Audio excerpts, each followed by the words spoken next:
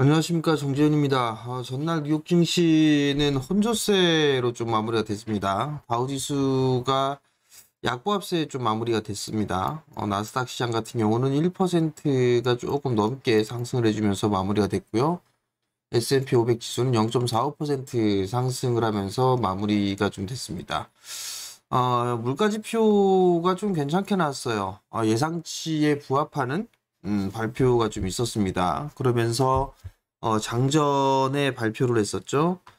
선물이 좀 상승을 해주는 그런 모습들을 좀 보였었고, 시장은 상승 출발을 해주는 그런 모습들을 좀 보였습니다. 그러다가 장중에 좀 변동성이 좀 형성되는 그런 모습들을 좀 보이면서 등락을 보여주는 그런 상황이었습니다.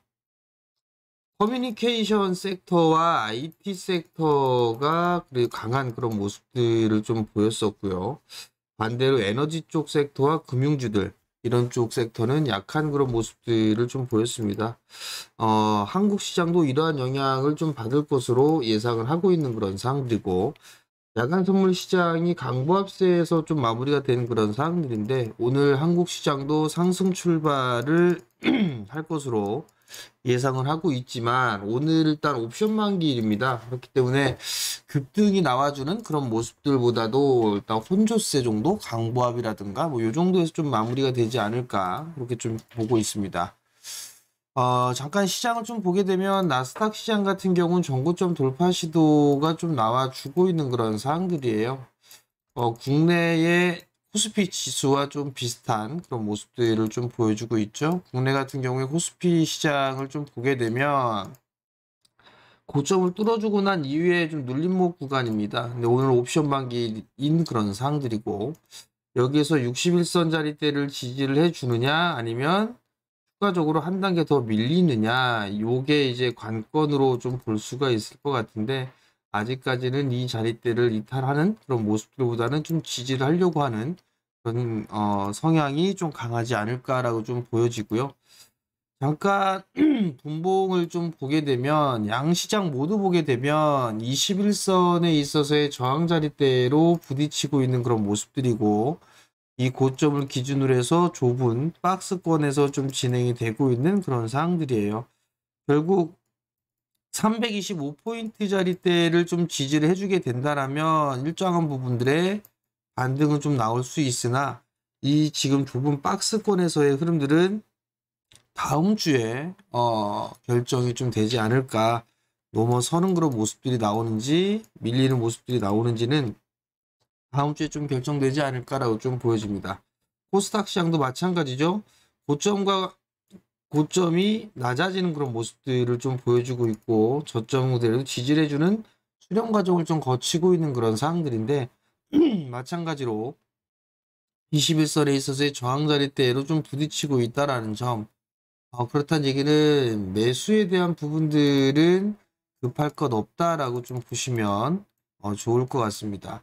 결국 조금 눌러주는 그런 모습들, 혹은 21선이 좀 돌아서주는 그런 모습들이 좀 나왔을 때, 그때 확인을 하고 매수를 해보는 그런 전략이 좀 좋지 않나라고 좀 보여지니까, 그 점을 좀 참고를 하시면 좀 좋을 것 같고요. 이제 슬슬 2차전지 쪽에 있어서의 안 좋은 얘기들이 좀 나와주고 있는 그런 상황들이고, 어닝 시즌도 얼추 다 마무리가 좀 되는 그런 모습들인데, 이제 보게 된다라면 뭐 시장을 보게 되면 2차전지 쪽 섹터는 어느 정도 이제 단기적으로는 매수 포인트 권역에 좀 들어온 부분들이 아닌가라고 좀 보여집니다.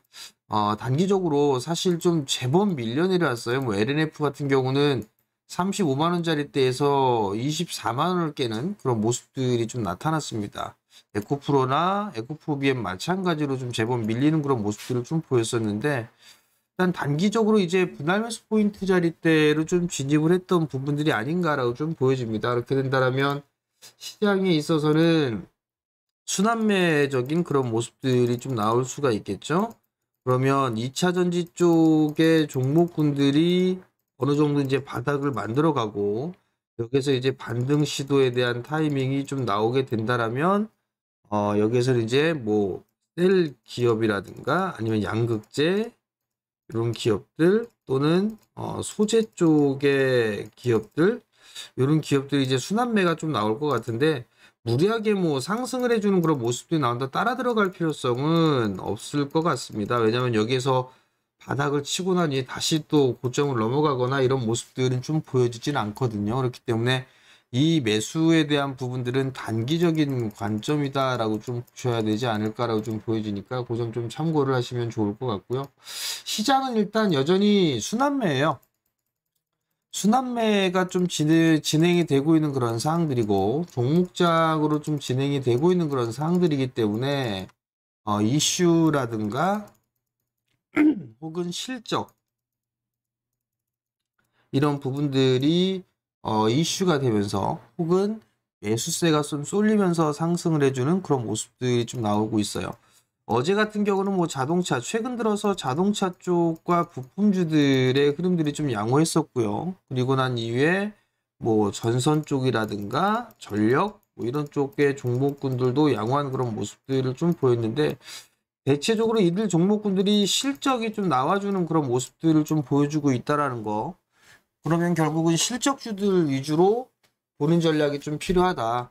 그리고 대형 섹터들보다도 중소형 섹터들이 좀 더 탄력적으로 움직여주는 그런 모습들을 좀 보여주고 있고, 그리고 화장품주들 같은 경우도 어제는 좀 반등이 나온 그런 사항들이었는데 화장품 쪽 같은 경우도 일단은 옥석은 좀 가리는 그런 전략이 좀 좋아 보이고요.